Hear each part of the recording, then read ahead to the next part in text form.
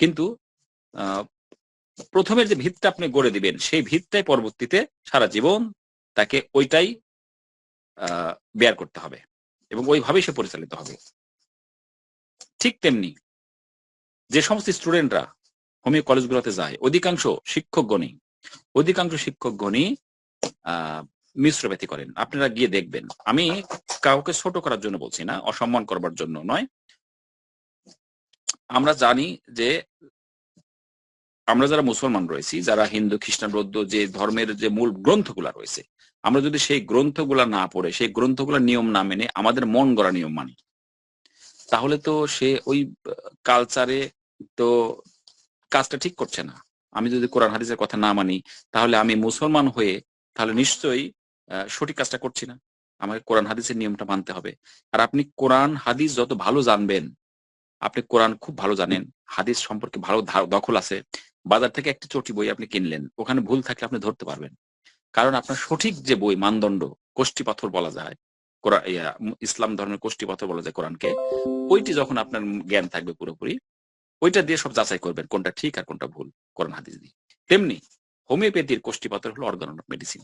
আপনি যখন এইটি পড়বেন, তখন আপনার ভিতরে কোনটা ঠিক কোনটা বেঠিক আপনি নিজেই বুঝতে পারবেন। এখন আপনি যখন ডিএসএমএস এ ভর্তি হলেন, আপনি মাস্টার্স পাস, আপনি হয়তো জব করেন, বিভিন্ন জায়গা থেকে এসে আপনি হোমিওপ্যাথি ডিএসএমএস এ ভর্তি হলেন।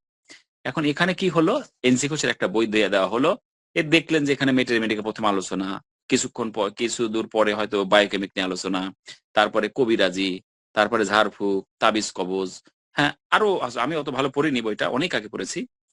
তো এসব দেখে একজন স্টুডেন্ট কি ভাববে? সে ভাববে এটাই হোমিওপ্যাথি। মাদার টিংচারও দেওয়া যাবে, ট্যাবলেটও দেওয়া যাবে, ওষুধও দেওয়া যাবে, কারণ ওখানে ওটা সাজেস্ট করা আছে। তো যেমন 2 ছেলের উদাহরণ আমি দিলাম। এজন্য আপনার ভিত্তিটা যদি আপনি সঠিক দিক নির্দেশনা নিয়ে আসেন, তাহলে আপনি বুঝতে পারবেন।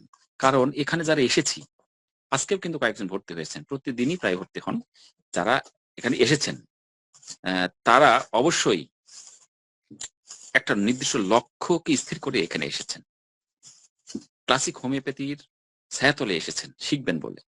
কারণ এটা একটু কঠিন পথ। আর মনে রাখবেন, ভালো কিছু পেতে হলে অবশ্যই মূল্য দিতে হয়। কঠিন পথ পরিক্রমা পাড়ি দিয়ে যেতে হয়। Life is not a bed of rose. সকলে জানেন এই প্রবাদটা।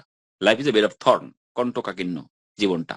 তার মানে কি, জীবনে সাফল্য পেতে হলে সহজভাবে ফুলের বিছানায় শুয়ে শুয়ে সে সফলতা পেয়েছে, এরকম রেকর্ড পৃথিবীতে নাই। প্রত্যেককে অনেক চড়াই উত্তরায়, উত্থান পতন পার হয়ে তার লক্ষ্য অর্জন করতে হয়েছে, এমনি এমনি হয়নি। যাই হোক, তো এজন্যই অধিক বই পড়াতে নেই, বেশি বই পড়াতে উন্নতি বাড়ে।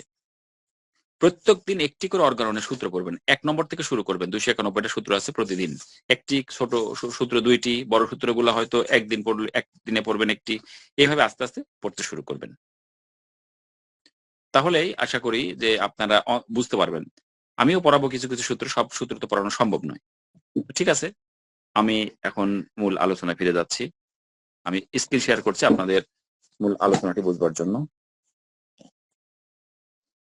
আর প্রতিটা ক্লাসেই গত দিনের ক্লাসে যে নোটগুলা দিয়েছি আবার আজকে দেব। অনেকে নতুন ভর্তি হয়েছেন যেহেতু, তাদেরকে পুরো নোটটাই দিয়ে দেব, সেই সাথে রেকর্ডটাও আবার দিয়ে দেব, কারণ যারা পরে যুক্ত হয়েছেন তারা তো পাননি। আব্দুল্লাহ ভাই, মাঝে মাঝে ইয়ে হচ্ছে, এটা খেয়াল করবেন একটু যেন।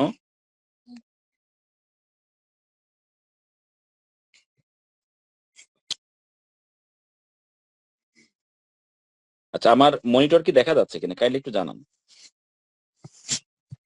জি স্যার, দেখা যাচ্ছে স্যার। ওকে, ঠিক আছে। আচ্ছা, একটু গত দিনের আলোচনা থেকে একটু দেখি, রেকর্ডটা চালু করি আগে।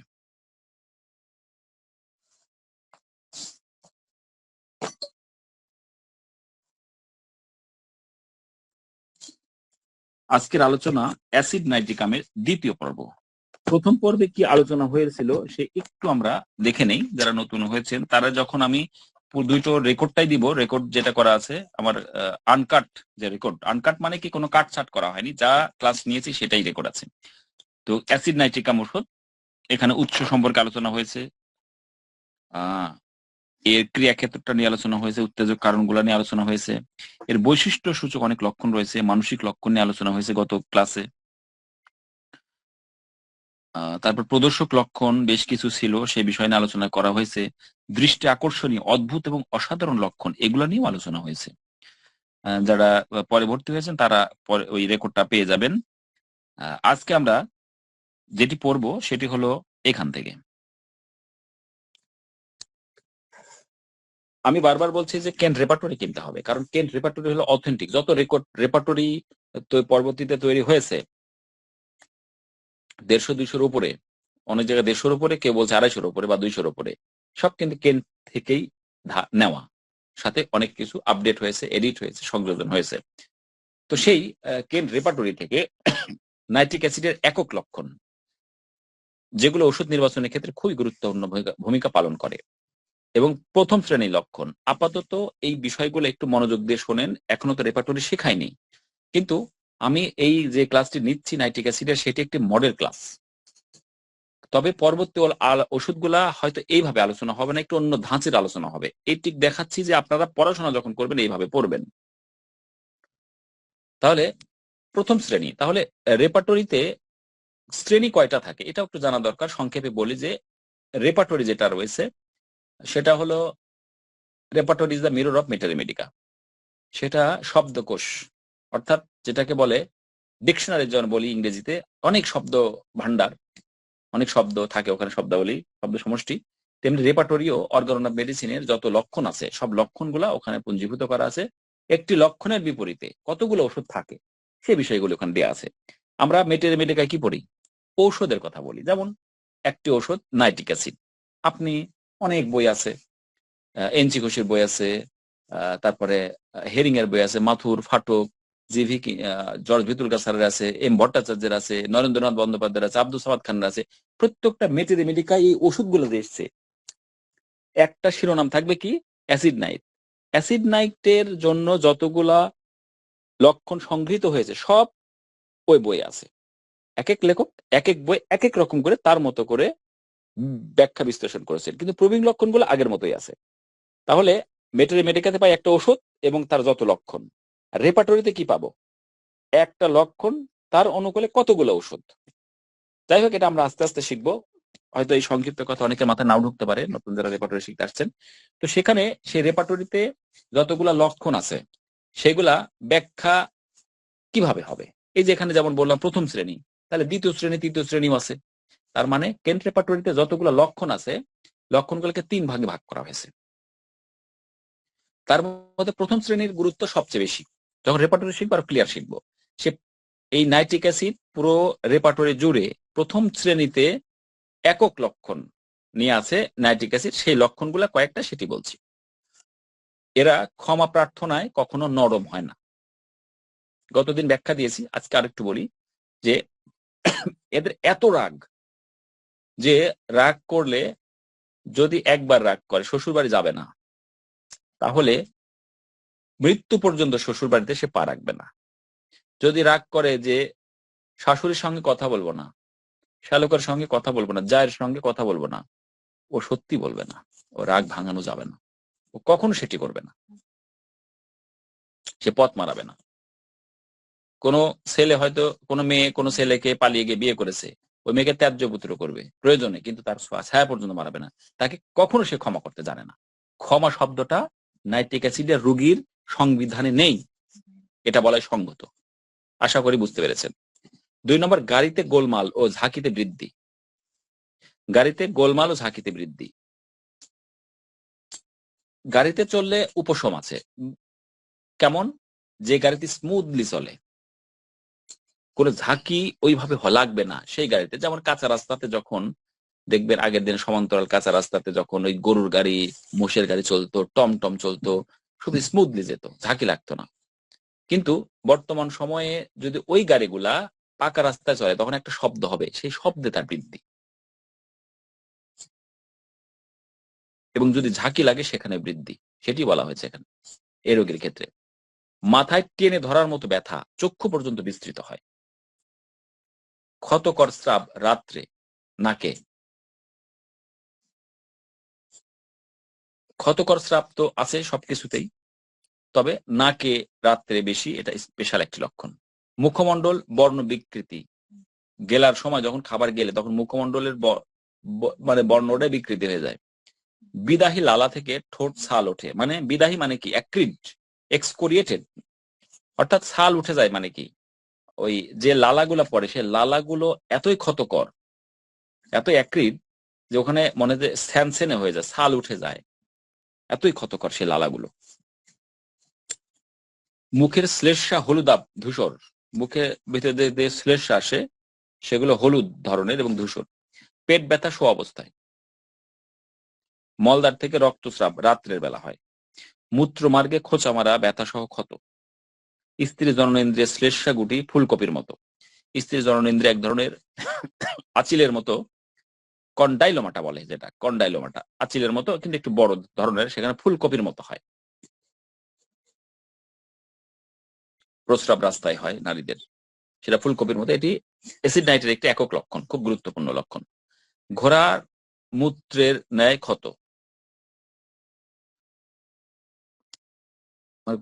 ঘোড়ার মূত্রের ন্যায় এখানে ভুল হয়েছে, দুর্গন্ধযুক্ত প্রস্রাব। এই ছিল প্রথম লক্ষণ, প্রথম শ্রেণী লক্ষণ। এটা যখন রেপার্টরি শিখবেন তখন এই লক্ষণ গুরুত্বটা বোঝা যাবে। দ্বিতীয় শ্রেণী অনেক লক্ষণ আছে, এটা আমি নোট দিয়ে দেব, এটা আমি ব্যাখ্যা বিশ্লেষণে যাচ্ছি, অনেক লক্ষণ।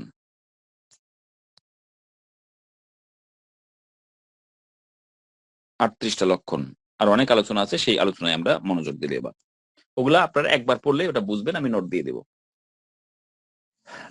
নাইট্রিক অ্যাসিডের এবার ঘাম কেমন হয়। ঘাম ঘর্ম অত্যন্ত দুর্গন্ধযুক্ত, কখনো টক গন্ধ, এবং যে পাশে শয়ন করে সেই পাশে ঘামে। এটা খুব গুরুত্বপূর্ণ একটি লক্ষণ, যে পাশে শয়ন করে সেই পাশে ঘামে। হাতে ঠান্ডা ঘাম হয়। আমরা ঘাম, এই লক্ষণটা খুবই গুরুত্বপূর্ণ। কেন গুরুত্বপূর্ণ?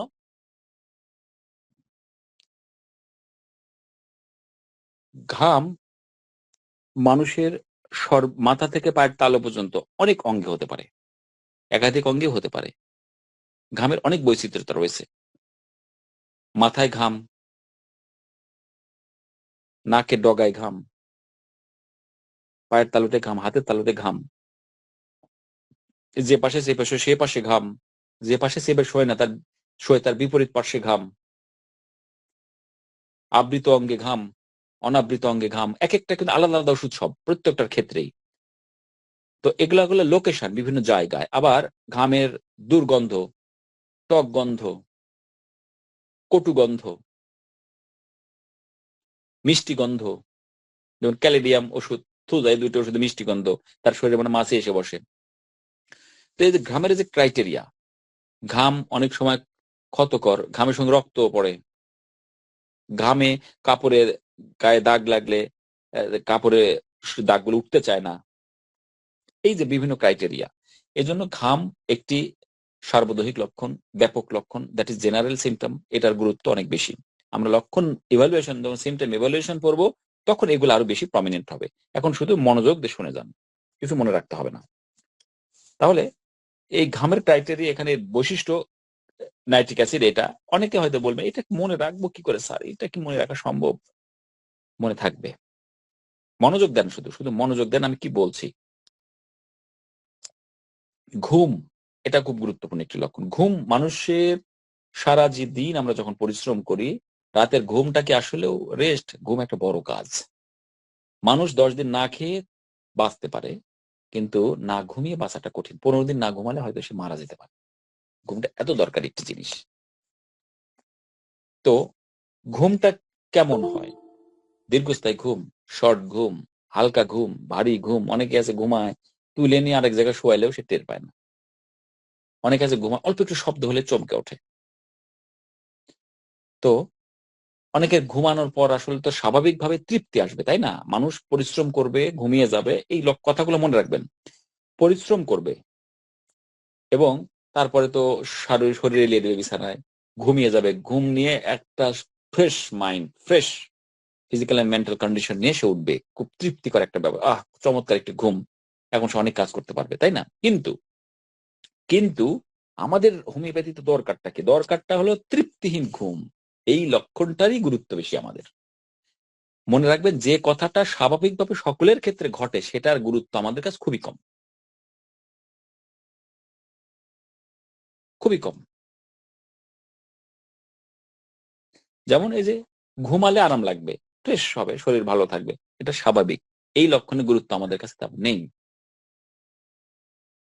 কোনটার দাম আছে? ঘুমালাম এত, কিন্তু ঘুমানোর পরে মনে আর কষ্ট বাড়লো, এই লক্ষণটার গুরুত্ব আমাদের বেশি।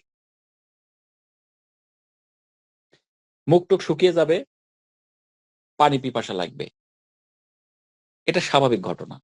কিন্তু মুখ শুকিয়ে যাবে, পানি পিপাসা লাগবে না, এটা অস্বাভাবিক ঘটনা। এটা লক্ষণের গুরুত্ব বেশি। মুখ রসালো, পানি পিপাসা লাগবে না, স্বাভাবিক। কিন্তু মুখ রসালো অথচ প্রচুর পানি পিপাসা, এটা অদ্ভুত লক্ষণ।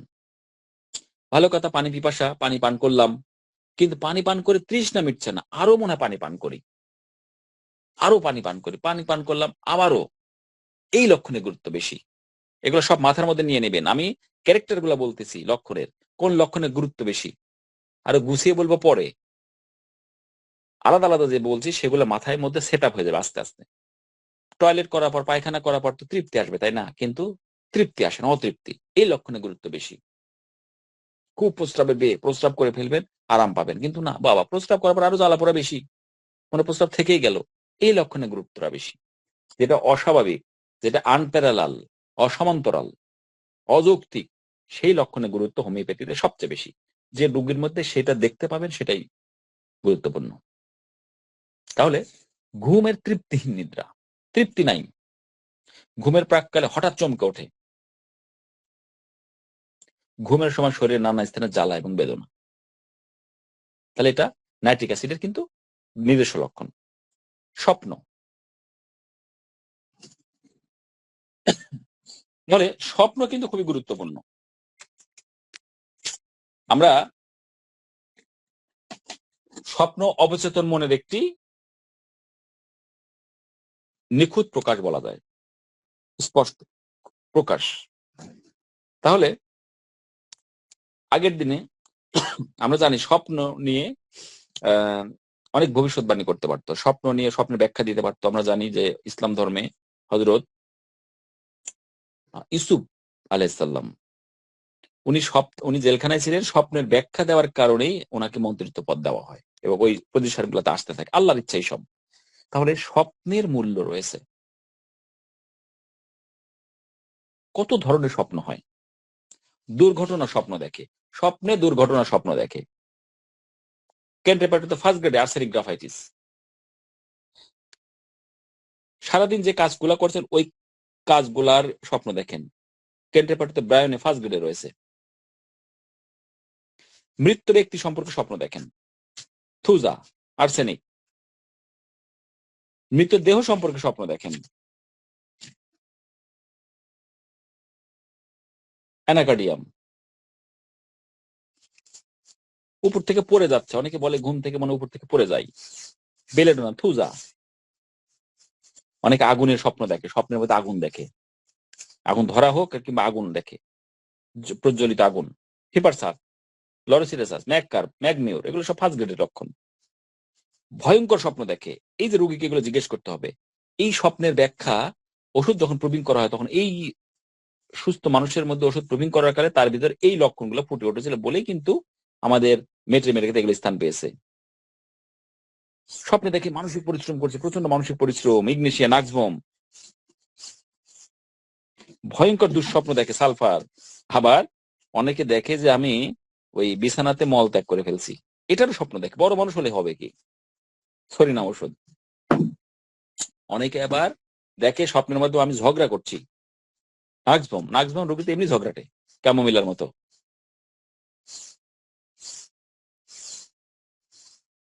তো সাপের স্বপ্ন দেখে আছে, ল্যাক্যালিনাম।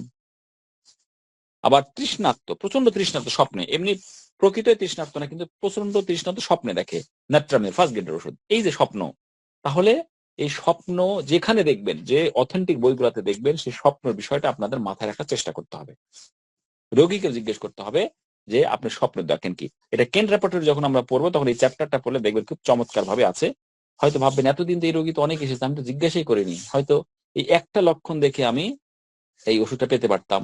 নেট্রামিরো রোগী স্বপ্ন দেখে যে ঘুমিয়ে আছে, স্বপ্ন দেখলো চোর ডাকাত এসেছে, স্বপ্নে দেখছে। এবার সত্যি সত্যি তার মনে হয় যে চোর ডাকাত ঢুকেছে, এবার উঠবে, উঠে সবাইকে ডেকে তুলবে, ডেকে তুলে হয়তো তার খাটের নিচে, দরজার আড়ালে, হ্যাঁ, এখানে সেখানে, এই ঘরে ওই ঘরে, সব টর্চ দিয়ে লাঠি নিয়ে দেখবে যে আসলে চোর ঢুকেছে কিনা। এটা কিন্তু নেট্রামিরো রোগের একটা ওষুধের একটা গুরুত্বপূর্ণ লক্ষণ। যখন এই লক্ষণগুলো পেয়ে যাবেন তখন আপনাদের ওষুধ নির্বাচনের জন্য কতটুকু ভূমিকা পালন করবে আপনি চিন্তা করতে পারেন। যখন 8-10টা লক্ষণের চেয়ে এই স্বপ্নের লক্ষণটা গুরুত্বপূর্ণ। কারণ অনেক লক্ষণের ভিড়ে স্বপ্নটা এমন গুরুত্বপূর্ণ, ইচ্ছা করলে মানুষ স্বপ্ন দেখতে পারে না, ইচ্ছা করলেই পারে না, কিন্তু অনেকের আবার স্বপ্ন মনে থাকে না, বলে যে আমি স্বপ্নই দেখি না। আসলে স্বপ্ন ছাড়া ঘুম হয় না। তাহলে এটারও লক্ষণ আছে। তাহলে আমাদের নাইট্রিক অ্যাসিডের ওষুধের কি স্বপ্ন দেখে? দুঃস্বপ্ন, প্রচুর দুঃস্বপ্ন, অস্থির স্বপ্ন, এবং স্বপ্নে চমকে ওঠে। তো মোটামুটি এই এ পর্যন্ত গেল। এবার দেখবো আমরা এর প্যাথোলজিক্যাল অবজারভেশনটা কি, এই ওষুধের প্যাথোলজিক্যাল অবজারভেশন কি, এবং সেটার সোর্সটা কোথায়। পর্যায়ক্রমে এরা শক্ত, দ্রুত এবং দুর্বল নারী। এদের পালস, যেটা আমরা যে রোগীগুলো আসবো কিংবা আমরা যারা প্র্যাকটিস শুরু করছি নতুন, তারা প্রত্যেকটা রোগীর ক্ষেত্রে পালস রেট দেখার চেষ্টা করব।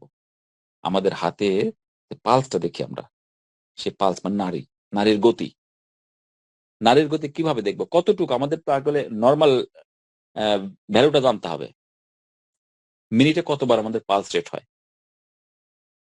আমাদের পালস রেট সুস্থ স্বাভাবিক মানুষের হয় 72 থেকে 80 বার। আমরা শ্বাস প্রশ্বাস নেই, সুস্থ প্রাপ্তবয়স্ক মানুষ, সুস্থ স্বাভাবিক মানুষ, মিনিটে, দ্যাট ইজ 60 সেকেন্ডে 18 থেকে 20 বার। মিনিটে আমরা শ্বাস প্রশ্বাস নিই 18 থেকে 20 বার, আর আমাদের পালস হয় 72 থেকে 80 বার। এটার সঙ্গে একটা রেশিও আছে। কেমন? একবার শ্বাস প্রশ্বাস, 4 বার পালস রেট। তাহলে 18 বার যদি শ্বাস প্রশ্বাস নেই তাহলে 4×18 = 72। 20 বার যদি শ্বাস প্রশ্বাস নেই তাহলে 4×20 = 80। 18 থেকে 20, 72 থেকে 80। তাহলে এবার আমি যদি দেখি পালস রেটটা বেশি, পালস রেটটা কম, সেটা আমরা দেখবো যে পালস রেট কম বেশি কাকে বলে। তাহলে পর্যায়ক্রমে শক্ত হয়, দ্রুত হয়, আবার দুর্বল হয় এই পালসটা। কিন্তু এটা আপনি কিভাবে বুঝবেন কোনটা শক্ত কোনটা দুর্বল? তাহলে আপনাকে প্র্যাকটিস করতে হবে। এটা আপনার বাড়ি থেকে শুরু করবেন। আপনার সন্তান, আপনার হাজবেন্ড কিংবা ওয়াইফ, আপনার বোন, আপনার ভাই, মা, এদের পালস রেটটা দেখে প্র্যাকটিস করবেন। তাহলে আপনার ওই মাথায়, আঙ্গুলের মাথায় একটা প্র্যাকটিস হয়ে যাবে, হ্যাবিট হয়ে যাবে। যেভাবে হ্যাবিট হয়, যারা কম্পিউটার অপারেট করতে পারেন, কিবোর্ড, হোম কিবোর্ড যাদের মুখস্থ না দেখে লিখতে পারেন মনিটরে, ওটা কেমনে হয়?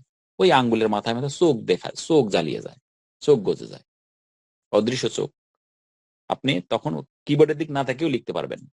তেমনি আপনার পালস রেটটাও ওইটাই কাউন্ট করে দেবে, আপনার সেন্সরি নার্ভ। তাহলে এর নারীটা কি দ্রুত, দুর্বল, দুটোই ঘটে। নারীর প্রথম স্পন্দন স্বাভাবিক, পরবর্তী দুটি স্পন্দন দুর্বল, আবার চতুর্থ স্পন্দনটা বিলুপ্তি। এর তত্ত্বটা কোথায় পাওয়া গেছে? হেরিং এর গাইডিং সিম্পটম 10 খণ্ডের আছে ইংলিশ ভার্সনের। তো তাহলে প্রথমটা শক্ত স্বাভাবিক, দ্বিতীয় স্পন্দন দুর্বল, পরবর্তী দুইটা, দ্বিতীয় এবং তৃতীয়। তাহলে আপনি কি করে বুঝবেন কোনটা দুর্বল, কোনটা শক্ত, কোনটা স্পন্দন নাই? আপনি তো স্বাভাবিকটা জানেন না। তাহলে এই জন্য আপনাকে প্র্যাকটিস করতে হবে একটু। তাহলে নাইট্রিক অ্যাসিডের এই তত্ত্বটা হয়। যেমন ডিজিটাল পারপুরি একটি ওষুধ আছে, সেখানে কিন্তু পালস রেটটা তৃতীয়, পঞ্চম, সপ্তম এই পালসটা মিস করে। তার মানে ওইখানে হয় না, হওয়ার কথা এটা একটু পরে হয়, একটা গ্যাপ দিয়ে তারপর আরেকটা হয়। তাহলে এটা প্র্যাকটিস না করলে কিন্তু আপনি বুঝতে পারবেন না। মলে অতিরিক্ত মিউকাস নিঃসরণ, এই দুইটাই প্যাথোলজিক্যাল অবজারভেশন ছিল অ্যাসিড নাইট্রিক ওষুধের। এবার অ্যাসিড নাইট্রিক ওষুধের যে লেটার, দ্যাট ইজ বর্ণগুলো আছে, সেইখান থেকে আমরা প্রত্যেকটা ওয়ার্ড থেকে এই ওষুধটিকে একটু বোঝার চেষ্টা করি। প্রত্যেকটা ওয়ার্ডের যদি আমরা ইলাবোরেট করি, এটা কিন্তু ইলাবোরেট করছি, অনেকে এটা ভুল করি যে অ্যাব্রিভিয়েশন কাকে বলে আবার ইলাবোরেশন কাকে বলে। বলে যে যেমন বিবিসি, বিবিসির অ্যাব্রিভিয়েশন করতে কথাটা কিন্তু ভুল। অনেকে জানেন, আমি অনেকে একটু জাস্ট আপনাদের স্মরণ করে দিয়েছে। বিবিসি ব্রিটিশ ব্রডকাস্টিং কর্পোরেশন, এই অ্যাব্রিভিয়েশন আছে, এটাকে ইলাবোরেট করতে হবে, ইলাবোরেশন। তেমনি আমরা অ্যাসিড নাইট্রিকটাকে ইলাবোরেশন করি, এটা আসলে আন্তর্জাতিক বা জাতীয় না, এটা জাস্ট নিজেদের তৈরি করা আর কি। এতে অ্যাবিউসিভ, অ্যাবিউসিভ শব্দের অর্থ কটুভাষী, মানে কি অশ্লীল অশ্রাব্য ভাষায় কথা বলে এরকম, মানে এই রুগীরা এই টাইপেরই। অ্যাঙ্গার, ক্রোধী, রাগী বা ক্রোধী। অ্যাংজাইটি ফর রিকভারি, আরোগ্য সম্পর্কে হতাশ থাকে এরা। এর রোগ আরোগ্য হবে কি হবে না এই ব্যাপারে হতাশ, হবে না, হবে না। আবার কিছু ওষুধে আছে আরোগ্যের সম্পর্কে খুবই আশাবাদী। ধরেন তার ক্যান্সার হয়েছে, তার তো কোনো অ্যান্সার নেই, তাহলে সেই রুগী মনে করেন না আমি ভালো হয়ে যাব, এটা কিন্তু একটা অদ্ভুত লক্ষণ। নিশ্চিত মৃত্যুর দিকে চলে যাচ্ছে, তবুও সে বলছে আমি ভালো হবো, এটা কিন্তু অদ্ভুত লক্ষণ একটা। এটা আমরা টিউবারকুলোমাইজমের ওষুধের পাই, প্রচন্ড আশাবাদী তারা, ধস নেমে যাচ্ছে ব্যবসা, তারপরে সে ভাবছে যে না আমি এখান থেকে লাভ খুঁজে বের করবো, আমার কিচ্ছু হবে না, সব ঠিক হয়ে যাবে, মানে অতিরিক্ত ওভার কনফিডেন্স থাকে। তাহলে এইখানে আমরা পাই, ওটা টিউবারকুলারে গেল, আমরা এখানে কি পেলাম? আরোগ্য সম্পর্কে সে হতাশ, অ্যাংজাইটি মানে দুশ্চিন্তাগ্রস্ত আরোগ্য সম্পর্কে আর কি। অ্যাংজাইটি মানে আসলে হতাশ না, উদ্বিগ্নতা, চিন্তার সঙ্গে আশঙ্কা থাকে, ভয় থাকে। এতে অ্যাপোলোজাইজ আনমুভড বাই, ক্ষমা প্রার্থনা নরম হয় না। ওই যে যে কেউ অপরাধ করলে কিংবা কারোর সঙ্গে যদি ঝগড়া লাগে কিংবা কেউ ক্ষমা করবে, সেই ক্ষমাটা তার মধ্যে নেই, এই শব্দটা তার সংবিধানে নাই। দেখবেন আপনাদের আশপাশে এমন অনেক আছে, এই একটি লক্ষণে কিন্তু আপনি অ্যাসিড নাইট্রিক যেতে পারেন।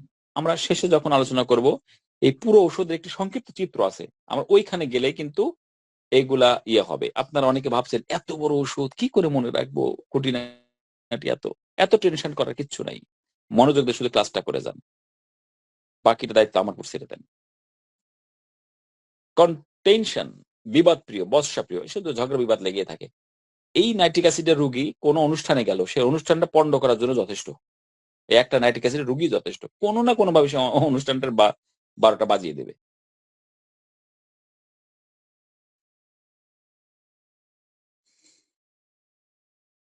কর্নার্স অফ মাউথ আলসারেটেড, মুখের কোনায় ক্ষত। সিতে কর্নার্স মানে junction between mouth and junction between skin and mucous membrane, অর্থাৎ চর্ম এবং শ্লেষিক ঝিল্লির যে সংযোগ, জংশন, সেই জায়গাগুলোতে ক্ষত।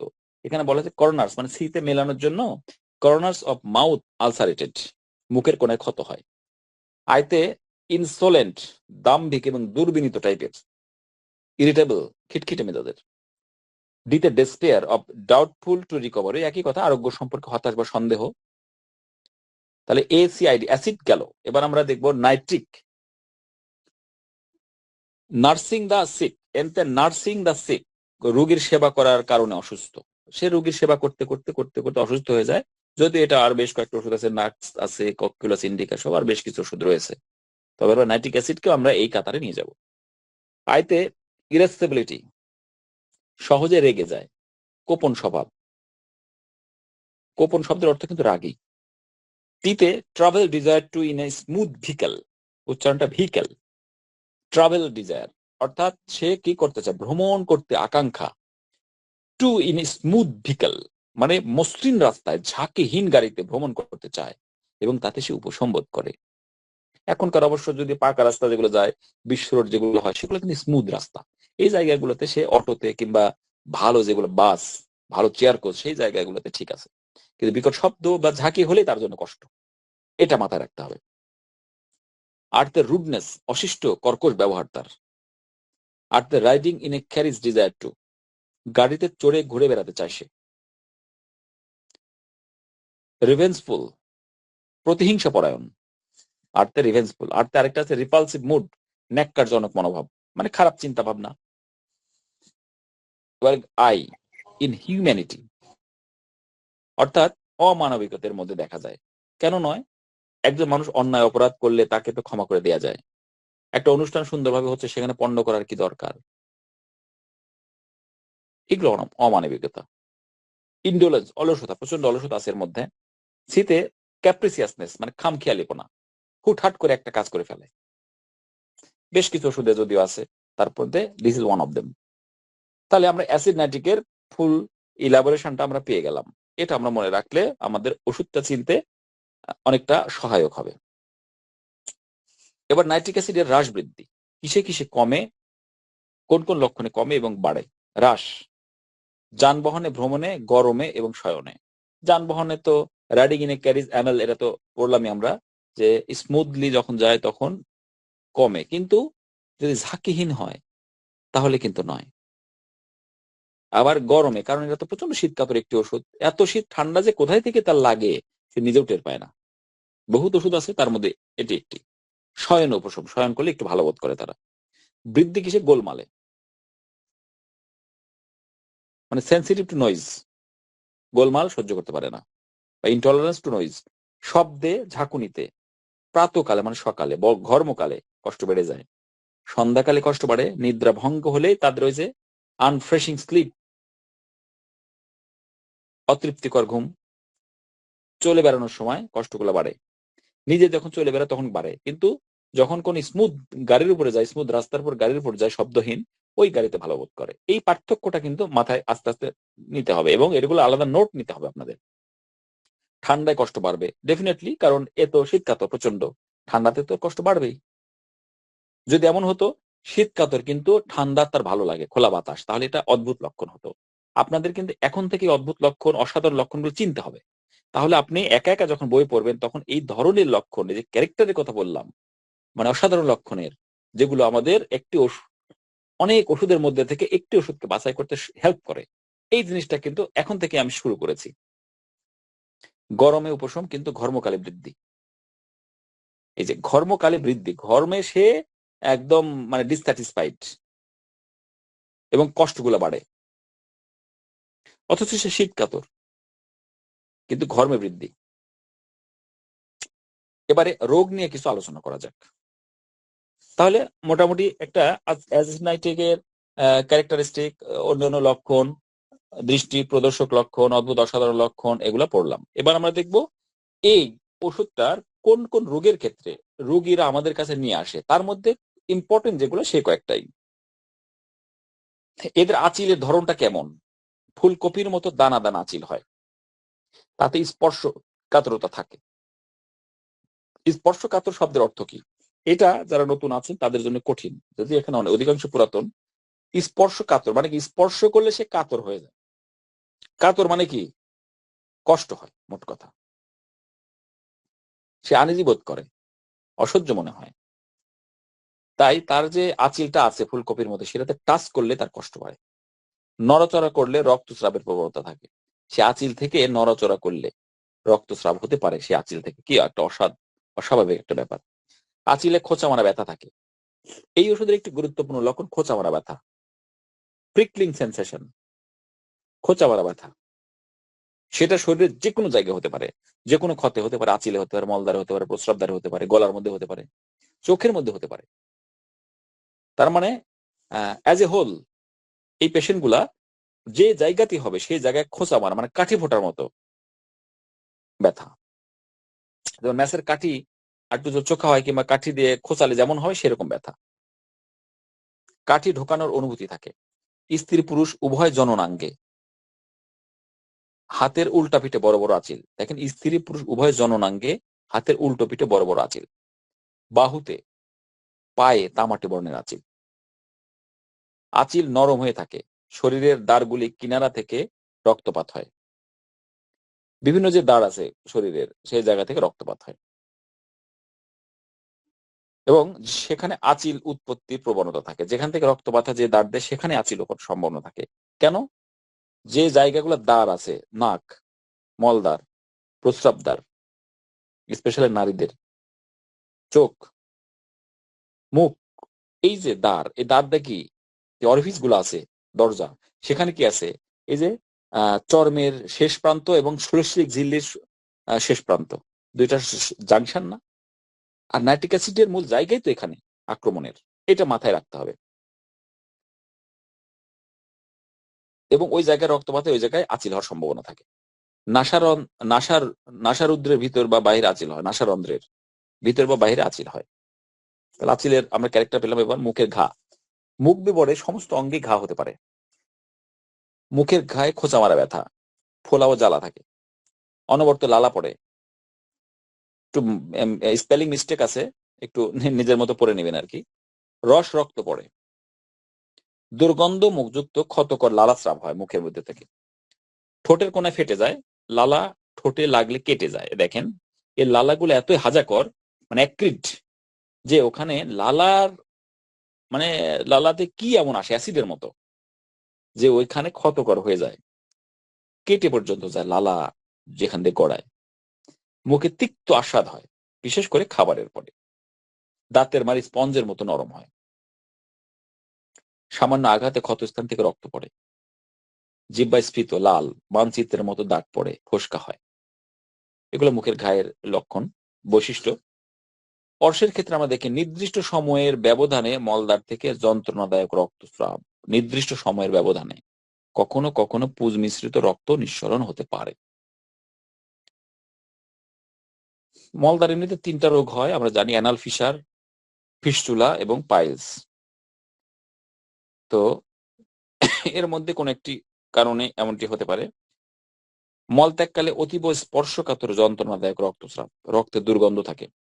মলদ্বারে ছোট কাচের টুকরা ঢোকানো আছে, এরকম অনুভূতি, মনে হয় মলদ্বারে শলাকা বা কাঠি ঢোকানো আছে। এটা কিন্তু বেশ কিছু ওষুধে আছে, অ্যাসকুলাসিড, কলিনসোনিয়া সব আর বেশ কিছু ওষুধে কিন্তু এই লক্ষণটা আছে। যন্ত্রণায় রোগী উৎকণ্ঠিত হয় এবং ঘামতে থাকে। মলত্যাগকালে সমস্ত শরীর দপদপ জ্বালাকর অনুভূতি। রক্তের রং টকটকে লাল, এটা ইম্পর্টেন্ট। রক্তের রং টকটকে লাল, ব্রাইট রেড। দাঁড়ালে অর্শবলি বের হয় এবং প্রচুর দুর্গন্ধযুক্ত রক্ত পড়ে। মলত্যাগের পর রোগী কিছুক্ষণ শুয়ে থাকতে চায়। মলত্যাগের পর এদের রোগী 2-3 ঘন্টা পর্যন্ত কিন্তু মলদ্বারে জ্বালা যন্ত্রণায় ছটফট করতে থাকে। একটু শয়নে তার উপশম।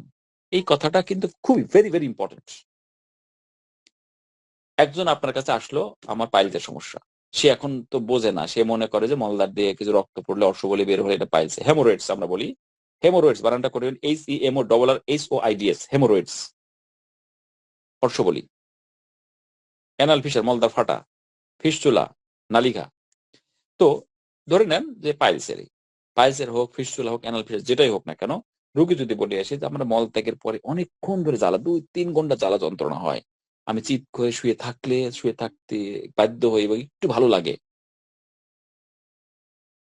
লাগে, আবার গাড়িতে চড়ে একটু গেলে আরাম পাই, ঘোড়ার প্রস্রাবের মতো দুর্গন্ধ, আমার মাঝে মাঝে গা হয় ঠোঁটের কোণে, বাস প্রচন্ড রাগ, ক্ষমা করতে জানি না, মানে সে তো বলবে না, সেটা বের করে নিতে হবে। এই রোগীকে আপনি নাইট্রিক অ্যাসিড দেন, আশা করা যায় সে নির্মল আরোগ্য লাভ করবে উইদিন শর্ট টাইম। যদি এ রোগের আহ শুরুটা অনেক আগে না হয়ে থাকে। অনেক আগে হলে তাও ভালো হবে, কিন্তু আস্তে আস্তে হয়তো উন্নতির দিকে যাবে। জ্বর, নাইট্রিক অ্যাসিড জ্বরের একটি গুরুত্বপূর্ণ ওষুধ। আমরা শুধু মনে করি জ্বরের ওষুধ মানে অ্যাকোনাইট, বেলেডোনা, রাস্টক্স, ব্রায়োনিয়া, জেলসিমিয়াম, হ্যাঁ এইসব, কিন্তু না, যে কোনো ওষুধই জ্বরের জন্য হতে পারে। সবিরাম জ্বর, সবিরাম মানে কি, এই যে শব্দটা, এই শব্দটা বুঝতে আমারই অনেক কষ্ট হয়েছে প্রথম।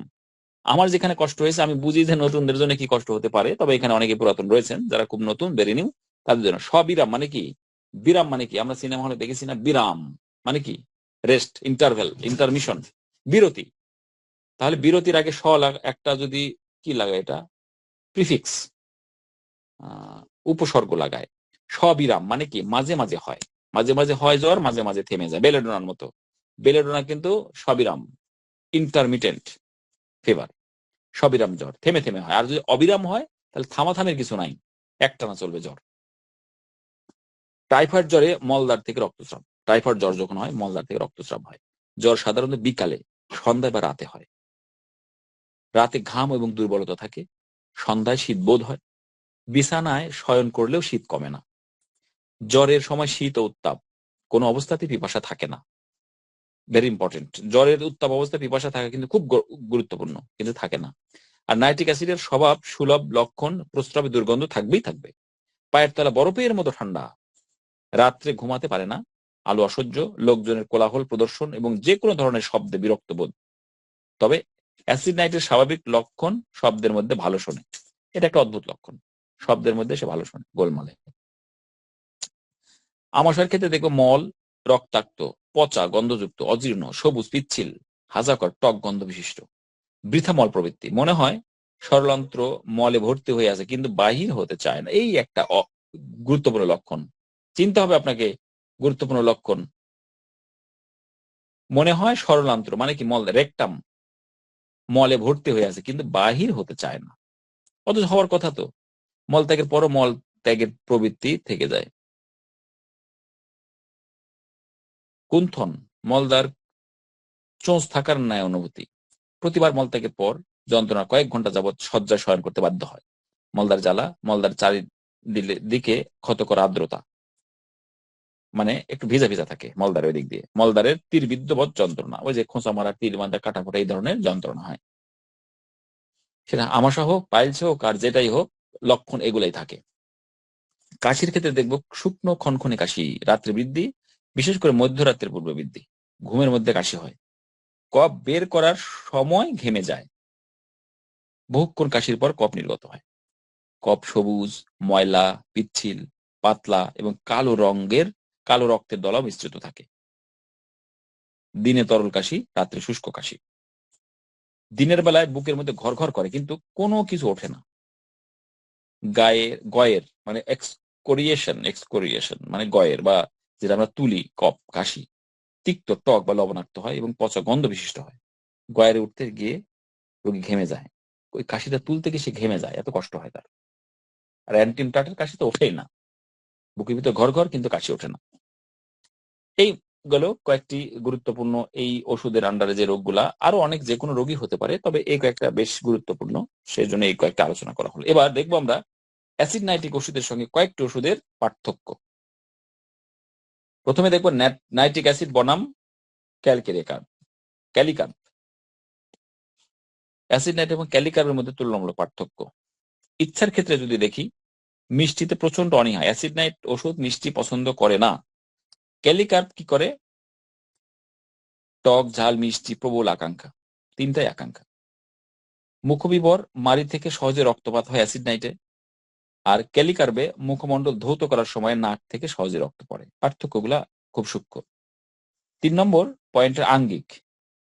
অ্যাসিড নাইটে চোখের পাতায় শোথ থাকে না, শোথ মানে ফোলা, সোয়েলিং। আর ক্যালিকার্বে চোখের উপর পাতায় শোথ থাকে। 4 নম্বর পিপাসা। অ্যাসিড নাইট পিপাসাহীন, আর ক্যালিকার্বে প্রচুর পিপাসা থাকে। 5 নম্বর প্রস্রাব ঠান্ডা মনে হয়, ক্যালিকার্বে প্রস্রাব উত্তপ্ত মনে হয়। প্রস্রাব ঠান্ডা মনে হয়, এটা কিন্তু একটা অসাধারণ লক্ষণ, মনে রাখতে হবে। আর অ্যাসিড নাইটে প্রস্রাবে ভয়ানক ঝাঁঝালো দুর্গন্ধ, কিন্তু ক্যালিকার্বে প্রস্রাবে ঝাঁঝালো গন্ধ নেই।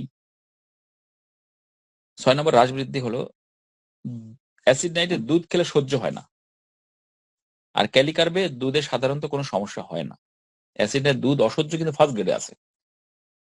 আর অ্যাসিড নাইটে পায়ের তলায় ব্যথাযুক্ত এঁটে ধরা ব্যথা, আর ক্যালিকার্বে পায়ের তলায় ভয়ানক স্পর্শকাতর, সামান্য স্পর্শে সুরসুরি বোধ হয়। এটা ছিল অ্যাসিড নাইট এবং ক্যালিকার্বের পার্থক্য। মার্কসল, সবচেয়ে যে জায়গায় অনেকের ভুল বিভ্রান্তিতে পড়ে মার্কসলের সঙ্গে পার্থক্যের ক্ষেত্রে, দ্যাট ইজ 1 নম্বর পিপাসা। অ্যাসিড নাইট পিপাসাহীন, মার্কসল প্রচুর পিপাসা, ঠান্ডা পানি পছন্দ। 2 নম্বর জিহ্বা পরিষ্কার লাল এবং সবুজাভ, চোয়ালে প্রায় দাঁতের কামড় লাগে। কিন্তু মার্কসলে জিহ্বা ধূসর কালচে, মোটা, থলথলে, ক্লেদপূর্ণ। ক্লেদ মানে হালকা ময়লা থাকে, ক্লেদযুক্ত, জিহ্বায় দাঁতের ছাপযুক্ত। 3 নম্বর ঘর্ম। অ্যাসিড নাইটে ঘর্মের পর উপশম, ঘর্ম টক যুক্ত গন্ধ বা ঘোড়ায় মূত্রের ন্যায় গন্ধ, এটা তার বৈশিষ্ট্য। কখনো কখনো এটা উল্টোটাও হয়। আর মার্কসলে ঘর্মের পর বৃদ্ধি, ঘর্মের দুর্গন্ধ বা মিষ্টি গন্ধ। 4 নম্বর কাতরতা, অতিশয় শীত কাতর এবং ঠান্ডায় অসুস্থ হয়, শীত কাতর। আর মার্কসল উভয় কাতর, উষ্ণ ঘরে বৃদ্ধি। 5 নম্বর পছন্দ অপছন্দ। অ্যাসিড নাইট ঠান্ডা ঘর অপছন্দ, গরম ঘরে থাকতে চায় এবং তাতে উপসম্বোধ করে। আর মার্কসল গরম ঘর অপছন্দ, নাতিশীতোষ্ণ কক্ষে থাকতে চায়। মূত্র, অ্যাসিড মূত্রের পরিমাণ অতি অল্প এবং দেরিতে হয়। আর মার্কসল মূত্র প্রচুর পরিমাণে এবং ঘন ঘন হয়। আর মার্কসল আরেকটা এর সাথে যোগ করি যে প্রস্রাব, পানি যা পান করে তার চেয়ে বেশি প্রস্রাব হওয়ার প্রবণতা থাকে মার্কসলে। অ্যাসিড নাইটে প্রস্রাব ত্যাগের সময় মূত্র ঠান্ডা অনুভূত হয়, খুব ভেরি ইম্পর্টেন্ট সিমটম। আর মার্কসলে প্রস্রাব ত্যাগের সময় ঠান্ডা অনুভূত হয় না। বেনজোইক অ্যাসিড আবার গরম অনুভূত হয়। অ্যাসিড নাইটকে দুধ অপছন্দ এবং খেলে মোটেও সহ্য করতে পারে না। আর মার্কসলে দুধ বরঞ্চ পছন্দ, কখনো অসহ্য হয় না। অ্যাসিড নাইটে চর্বি জাতীয় খাদ্য প্রবল আকাঙ্ক্ষা, কিন্তু সহ্য হয় না। খুব অদ্ভুত লক্ষণ, দেখেন যেটা খেতে সে আকাঙ্ক্ষা করছে অথচ সেটা সহ্য হচ্ছে না, এটা খুব ইম্পর্টেন্ট, গুরুত্বপূর্ণ লক্ষণ। আর মার্কসলে চর্বি জাতীয় খাদ্য অনীহা থাকে। অ্যাসিড নাইটে ক্ষত, যে কোনো ঘা বা ক্ষত থেকে লাল রক্তস্রাবের প্রবণতা। আর মার্কসলে রক্ত বা ঘা থেকে পুজ সৃষ্টি হওয়ার প্রবণতা, এটাও ভেরি ভেরি ইম্পর্টেন্ট একটা সিমটম। অ্যাসিড নাইট রক্তস্রাব প্রবণ, আর মার্কসল কি পুজ স্রাব প্রবণ। অ্যাসিড নাইটের ক্রিয়াস্থল চর্ম এবং শৈশিক ঝিল্লির সংযোগস্থল লক্ষণ সৃষ্টির প্রবণতা, মানে ওই যে ঠোঁটের কোণে, মানে কি স্কিন এবং মিউকাস মেমব্রেনের জাংশন। আর মার্কসলে গ্রন্থি, শ্লেষিক ঝিল্লি এবং পরিপাকতন্ত্রের উপর লক্ষণ সৃষ্টির প্রবণতা। অ্যাসিড নাইটের বিছানা গরমে উপশম, বিছানা গরমে উপশম কারণ সে শীতকাতর। আর মার্কসলে বিছানার গরমে বৃদ্ধি। অ্যাসিড নাইটে যানবাহন ভ্রমণে কষ্টের উপশম। আর মার্কসলে দূরদেশ ভ্রমণের অদম্য লালসা, মানে কি ট্রাভেল ডিজায়ার। কারণ আর নাইট্রিক অ্যাসিডে যানবাহন ভ্রমণ করলে তার ভালো লাগে, মানসিক শারীরিক ভাবে ভালো বোধ করে সে। অ্যাসিড নাইটকে মুখবিবর এবং গলদেশ প্রচুর রসালো। আর মার্কসল মুখবিবর রসালো কিন্তু গলদেশ শুষ্ক, এই জন্য সে পানি খেতে চায়। আর এই জন্য নাইট্রিক অ্যাসিড গলদেশও প্রচুর রসালো, পানি খেতে চায় না। রোগীকে জিজ্ঞেস করবেন আপনার পিপাসা কেমন, বলছে হ্যাঁ পিপাসা অনেক। মুখটুক শুকায় যায়, হ্যাঁ মুখটুক শুকায় যায়।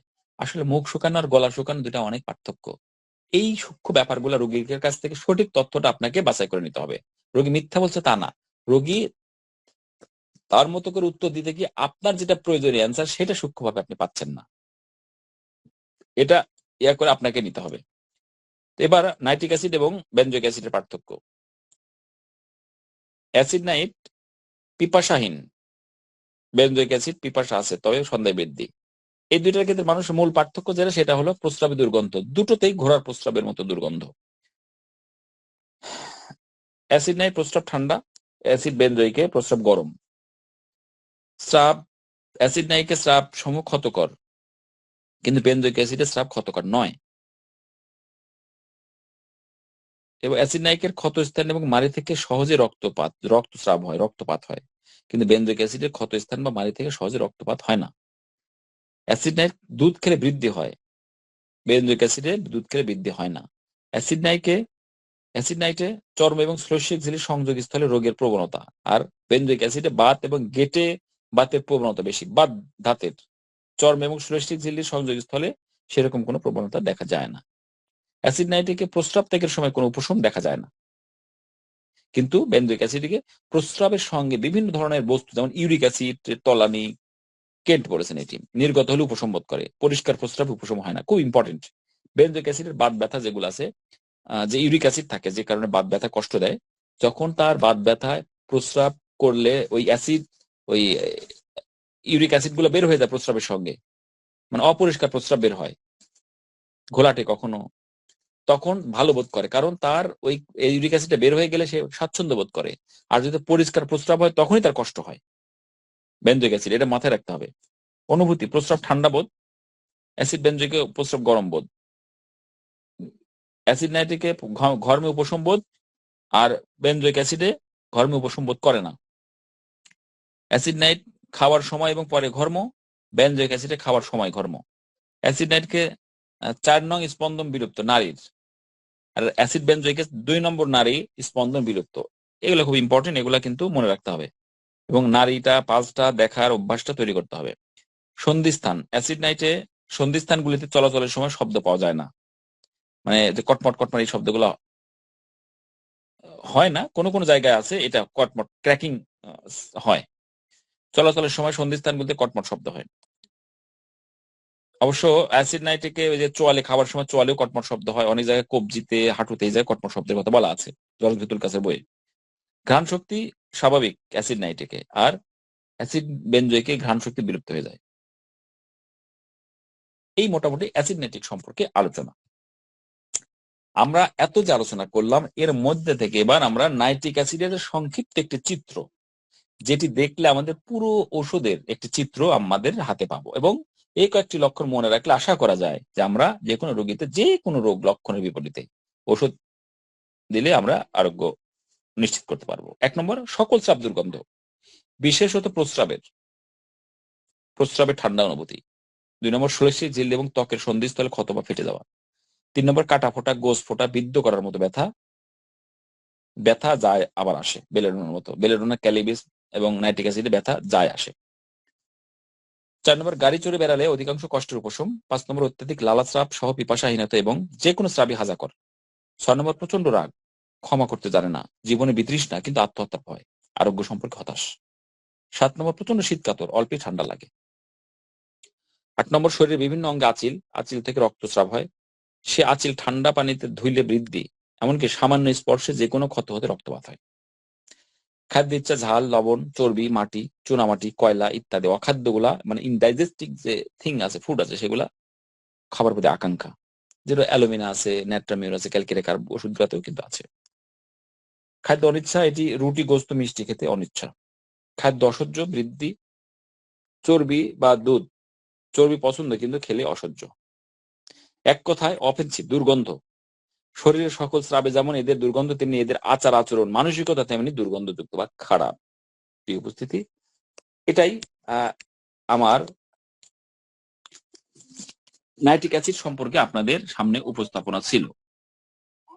এখন আমরা একটু দেখব জর্জ ভিতুলকাস স্যারের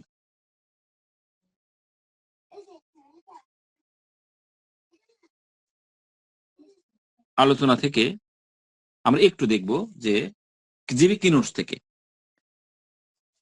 2 পৃষ্ঠা আছে, খুব বেশি নাই, একটু ধৈর্য ধরে শোনেন। অনেক সময়ও পার হয়ে গেছে যদিও, তবু একটু সময় নিব আমি। নাইট্রিকাম অ্যাসিডিকাম সংক্ষেপের এই যে নামগুলা, এই সংক্ষেপের নামগুলা কিন্তু মনে রাখতে হবে না। এনআইটি একটি ড্যাশ দিয়ে বা হাইফেন দিয়ে এসি, এটা বললেই নাইট্রিক অ্যাসিড বোঝা যাবে। নামের সংক্ষিপ্তকরণের একটা ফর্মুলা আছে, সেটা আমরা পরে শিখব।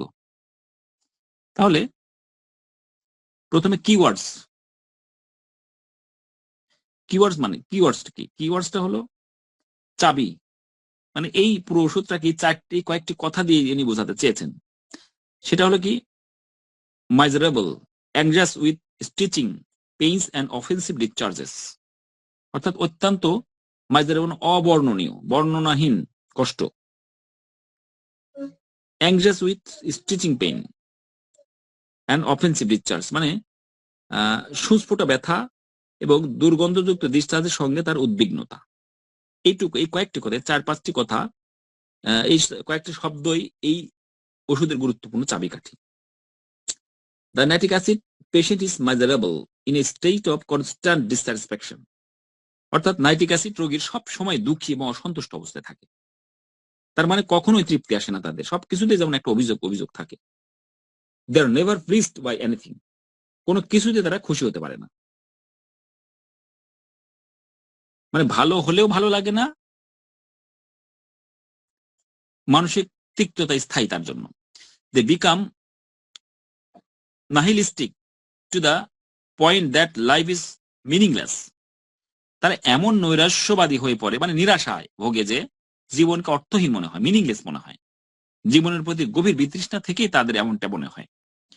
The characteristic on the physical level is the sluggish circulation, the sphincter-like pains, and the offensiveness of the discharge. অর্থাৎ শারীরিক স্তরের বৈশিষ্ট্য হলো রক্ত সঞ্চালন খুব ধীর গতি, স্লাগিশনেস খুব ধীর গতির, এবং কাটা ফোটার মতো ব্যথা, এবং স্রাবগুলো নিঃসরণ, যে স্রাবগুলো হয় নিঃসরিত স্রাব, সেগুলো খুবই দুর্গন্ধযুক্ত। অর্থাৎ এর মানসিক অবস্থাগুলো শরীরের দিকে প্রতিফলিত হতে থাকে।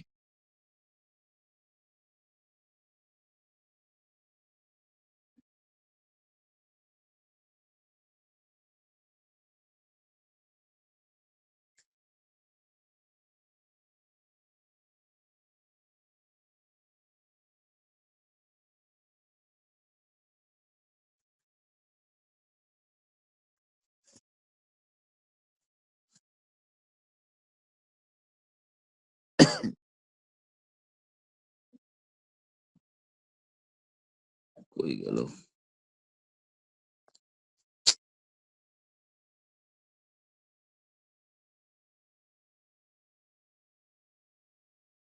আচ্ছা।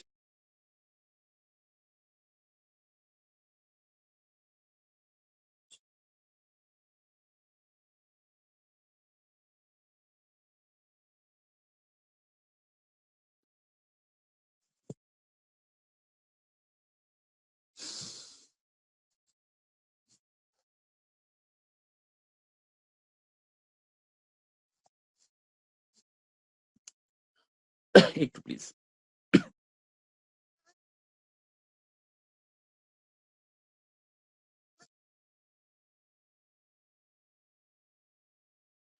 আচ্ছা, মেন্টাল স্টেট আমরা দেখি, মানে এটা ভূমিকা গেল। মেন্টাল স্টেট আমরা দেখি অ্যাংজাইটি অ্যাবাউট হেলথ, মানে বিষয়ে সবসময় তার উদ্বিগ্নতা লেগেই থাকে। বিশেষ করে স্বাস্থ্য বিষয়ে তার সবসময় উদ্বিগ্নতা লেগেই থাকে। Fear of impending disease, impending মানে আসন্ন, ক্যান্সার, ডেথ, হাইপোকন্ড্রিয়াল অ্যাংজাইটি, অর্থাৎ যে রোগগুলা আসন্ন সেই রোগগুলা সম্পর্কে তার একটা ভয়, ভীতি, বিশেষ করে ক্যান্সার, মৃত্যু ভয়, কল্পনাজনিত রোগ ভীতি, এই সমস্ত বিষয় নিয়ে হয়তো আগামীতে আসবে শরীরে, এই বিষয়গুলো নিয়ে খুবই ভীত সন্ত্রস্ত থাকে। ছোট ছোট রোগ লক্ষণগুলোকে সে বড় বড়, একটা ব্রণ হলো মনে করলো হয়তো এখান থেকে হয়তো ক্যান্সার হয়ে যাবে, এই ধরনের একটা ভীতি তার মধ্যে সবসময় কাজ করে। আনফরগিভিং, বিয়ার্স গ্রুজ। আনফরগিভিং মানে কি, ক্ষমা করতে পারে না সে, মানে ক্ষমা শব্দটা তার অভিধানে নাই। মনের গভীরে ক্ষোভ পুষে রাখে সব সময়ের জন্য সে, এর জন্য কষ্ট থেকেই তার এই ক্ষমাটা সে করতে পারে না। সেটা যত অতীতেরই হোক না কারণ সেটা সহজে ভুলতে পারে না সে। Unmoved by apologize, saying sorry, অর্থাৎ ক্ষমা চাইলেও তার মন গলে না। কেউ যদি হাত পা জড়াই ধরে ক্ষমা চায়, তবুও তার মন 1 ইঞ্চিও নড়বে না, সে তার সিদ্ধান্ত অটল। সরি বললেও তাকে কোনো কাজ হয় না। নাহিলিস্টিক, ইরিটেবল, স্যাড, কার্সিং, নৈরাশ্যবাদী, খিটখিটে, দুঃখী এবং গালিগালাজ প্রবণ থাকে, অভিশাপ দেয়, মানে তার মানসিক অবস্থাটা খুব বিষাক্ত বলা যায়। নেভার চেয়ারফুল, কখনোই সে আনন্দিত হয় না।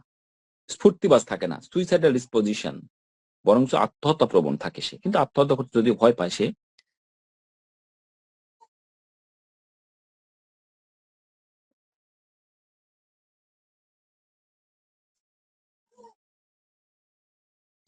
আমরা ফিজিক্যাল স্টেটে যেটা পাই, স্টিচিং মানে সূচ ফোটা অনুভূতি, স্প্লিন্টার লাইক পেইনস, সূচ ফোটা এবং কাটা ফোটা এই ধরনের অনুভূতিটা হয় যে জায়গাগুলোতে ব্যথা হয় সেই জায়গাগুলোতে। এই লক্ষণটা আমরা কিন্তু হিপারসাব, নাইট্রিক অ্যাসিড, ক্যালিবিস এই ওষুধগুলোতেও কিন্তু পেয়ে থাকি। Their special seat of the action is where mucous membrane and skin meet. ওই যে বললাম জাংশনে, যেখানে শ্লেষ্মাশিল এবং ত্বক মিলিত হয়, সেখানে এই ওষুধের বিশেষ ক্রিয়াস্থল বা কাজ। বিশেষ করে কোথায়?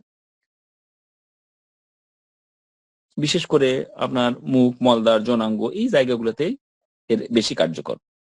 এখানে নিচে একটি নোট দেওয়া আছে, unmoved, not feeling sympathy, specially in a situation where it would be normal to do so. Unmoved মানে এখানে সহানুভূতি নাই তার। সহানুভূতি একটা মানুষ, সমান অনুভূতি একটা বিষয়, ইম্প্যাথেটিক, সিম্প্যাথেটিক এই বিষয়টা তার মধ্যে একদম নাই।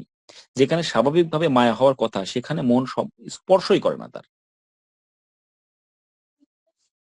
এবার সেকেন্ড পেজে আমরা দেখব, offensive discharges, urine smell like horse urine, দুর্গন্ধযুক্ত স্রাব নিঃসরণ, প্রস্রাবের গন্ধ ঘোড়ার প্রস্রাবের মতো। খুব মনে রাখতে হবে, যখনই প্রস্রাবটা খুবই দুর্গন্ধযুক্ত, সেই লক্ষণটা নাইট্রিক অ্যাসিডের সবচেয়ে বেশি গুরুত্বপূর্ণ একটি লক্ষণ। যদি এই লক্ষণটা আরো বেশ কিছু ওষুধে, বেনজোইক অ্যাসিডে আছে, এই দুইটি ওষুধে সবচেয়ে বেশি, এর কাছাকাছি আছে আপনার সিপিয়াতে আছে, নেট্রাম কার্বে আছে, আবার ছোট ছোট বাচ্চাদের বিছানায় প্রস্রাব করে সিনা রোগীদেরও কিন্তু এমন দুর্গন্ধযুক্ত আছে। এছাড়াও আরো অনেক ওষুধ আছে, ব্যাপটিসিয়াতে দুর্গন্ধ আছে, তারপরে সালফারে আছে, সরিনামে, ওগুলো তো আছেই, কিন্তু এর প্রস্রাবের দুর্গন্ধগুলা সবকিছুকে ছাড়িয়ে যায়। ঘামে অতটা দুর্গন্ধ হয় না, কিন্তু প্রস্রাবের দুর্গন্ধ ঘোড়ার প্রস্রাবের মতো এটি নাইট্রিক অ্যাসিডের মনে হয় যে আলাদা করে ফেলে সমস্ত ওষুধ থেকে। অফেন্সিভ পার্সপিরেশন, দুর্গন্ধযুক্ত ঘর্ম, ঘামের গন্ধ স্বাভাবিক নয়, অত্যন্ত বিরক্তিকর। Excoriating perspiration of feet that destroy the socks, very important. পায়ের ঘাম এতই জ্বালাকর, এতই ক্ষতকর যে মোজা পর্যন্ত নষ্ট হয়ে যায়, খুব ইম্পর্টেন্ট। এটি কোনো ওষুধে নাই কিন্তু, মানে ঘামে জ্বালা পোড়া করে, ক্ষয় সৃষ্টি করে, এটা বোঝা গেল যে ক্ষয়ও আছে, যেটা আপনার মোজাকে নষ্ট করে দেয়। নাইট্রিক অ্যাসিড, এটা একটা গুরুত্বপূর্ণ লক্ষণ। আনফ্রেশিং স্লিপ, যেটা বলা হলো যে অতৃপ্তিকর ঘুম, ঘুমের পরেও কোনো সতেজতা আসে না, ক্লান্তি কাটে না। ওয়েকিং অ্যাট 2 AM, AM মানে অ্যান্টি মেরিডিয়ান, আর PM মানে পোস্ট মেরিডিয়ান, এটা তো আপনারা জানেন। তাহলে রাত 2টার দিকে ঘুম ভেঙে যায় তার। নির্দিষ্ট সময়ে অ্যাগ্রেভেশন খুব গুরুত্বপূর্ণ এটা, কারণ টাইম মোডালিটিসটা খুবই গুরুত্বপূর্ণ। 2টার দিকে ঘুম ভেঙে যায়। Cracks about lips, corner of mouth, ঠোঁট ও মুখের কোণেগুলো ফাটল ধরে। এবং ফিশার টাং, দেখেন ফিশার বলা হয়েছে, জিহ্বায় গভীর চিপ ধরে। ফিশার মানে ফেটে যাওয়া, ঠোঁটে জিহ্বায় এরকম গভীর একটা ফাটা ফাটা ভাব থাকে। ক্র্যাকিং ইন জ ওয়েন চুইং, মানে চিউইং থেকে চিংগাম মানে চাবানো, চিবানোর সময় চোয়ালে কটকট শব্দ হয়। ওই যে জয়েন্টের একটা কাজ, in joint, in ankle or knee while walking, হাঁটার সময় গোড়ালিতে বা হাঁটুতেও শব্দ হয়। ওয়ার্ডস মানে আঁচিল, বিশেষ করে ব্যথাযুক্ত ফেটে যাওয়া আঁচিলটাই এর লক্ষণ, এবং ফুলকপির মতো হয়, সেটা বলা হলো। Cauliflower like. চিলি পেশেন্ট, ঠান্ডা সহজে সহ্য করতে পারে না। মোডালিটিস এর ক্ষেত্রে দেখবো, desire fat, salt in digesting thing, আর চক ক্লে, অর্থাৎ ফ্যাট মানে চর্বি, তেল, চর্বিযুক্ত খাবার। লবণ, লবণ কিন্তু ফার্স্ট গ্রেডে পছন্দ, যদিও কেন রেপার্টরিতে এটি নেই, কিন্তু লবণ খুবই পছন্দ করে এরা। হজমে কঠিন খাবার, ইনডাইজেস্টিং, যেগুলা ওই যে মাটি, চক, খড়ি, এগুলা সে খেতে, মানে অখাদ্য যেগুলো, সেগুলোর প্রতি আকাঙ্ক্ষা আছে, খুব ইম্পর্টেন্ট। এটা কিন্তু অদ্ভুত লক্ষণ। মানুষ স্বাভাবিক যে খাবারগুলো খেলে হজম হয় সেগুলোই তো খাবে, কিন্তু সে যখন যেগুলো হজম হয় না, অখাদ্য, সেগুলা খায়, সেটা কিন্তু অস্বাভাবিক লক্ষণ হয়ে যায়। আচ্ছা, তাহলে অ্যাভারশনের ক্ষেত্রে দেখবো, চিজ স্পেশালি স্ট্রং এগ, মানে চিজ স্পেশালি স্ট্রং মানে তীব্র গন্ধযুক্ত খাবারের প্রতি তার বিতৃষ্ণা, এবং ডিমে অরুচি থাকে তার। Aggravation milk eating jar after stool after coition, এখানে মিল্ক মানে দুধ, ইটিং মানে খাবার পরে, জার মানে হলো জার্কি মানে ধাক্কা লাগলে, ঝাঁকি লাগলে তার কষ্টগুলো বাড়ে, পায়খানার পরে এবং সহবাসের পরে সমস্যাগুলো বৃদ্ধি পায়। অ্যাগ্রাভেশন গুলা খুবই গুরুত্বপূর্ণ। এরা আরাম বোধ করে বা অ্যামেলিরেট হয়। রাইডিং, কোনো গাড়িতে চললে। লজিনিং ক্লদিং মানে কাপড় চোপড় ঢিলে ঢালা ভাবে পড়লে। লাইং, শয়নে কষ্ট কমে তার। ওয়েট ওয়েদার, ভেজা আবহাওয়াতে তার কষ্টগুলো কমে যায়, যদিও সে শীত কাতর, এটা কিন্তু ইম্পর্টেন্ট একটি লক্ষণ। যদিও সে শীত কাতর, তবুও তার ভেজা আবহাওয়াতে তার ইয়েগুলো কমে যায়। এই ছিল আমার সমাপ্ত। এটাই ছিল নাইট্রিক অ্যাসিড সম্পর্কে 2 দিন ব্যাপী আলোচনা। আসলে অনেক বড় ঔষধ, যে কারণে অনেক বড় ওষুধ, যে কারণে 2 দিনে আলোচনাটা প্রায় শেষ করাটা কঠিন হয়ে পড়ে অনেক সময়। তো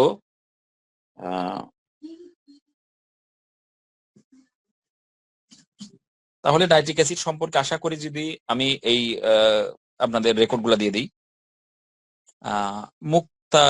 মুক্তাপা কাইন্ডলি একটু ভিডিও টপ করবেন প্লিজ।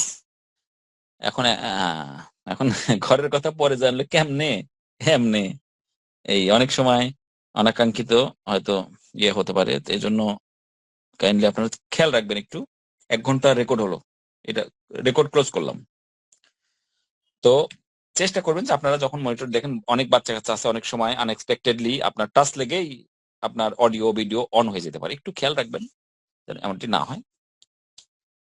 তো প্রিয় উপস্থিতি, তাহলে অ্যাসিড নাইট সম্পর্কে যে অডিও গুলা দিব এবং যে ইয়েগুলা নোট গুলা দেবো, সেগুলো আপনারা খাতায়